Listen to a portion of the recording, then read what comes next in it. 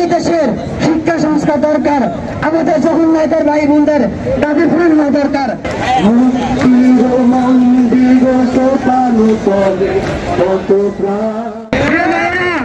আপনারা দেখেছেন এই সরকার আমাদের শিক্ষার্থীদের বাইরে জীবনের বিনিময় সরকার।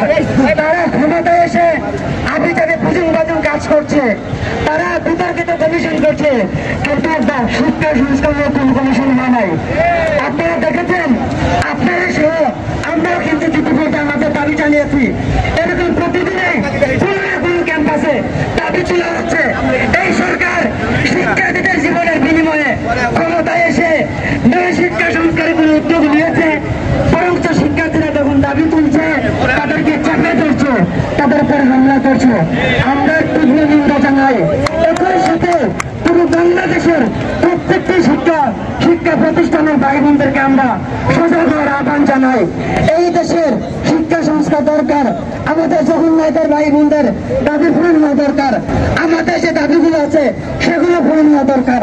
আরো যত শিক্ষা প্রতিষ্ঠানে যত দাবি দেওয়া আছে প্রত্যেকটি দাবি দেওয়া পূরণ করা এই সরকারের প্রধান দাবি, প্রধান এজেন্ডা হোক।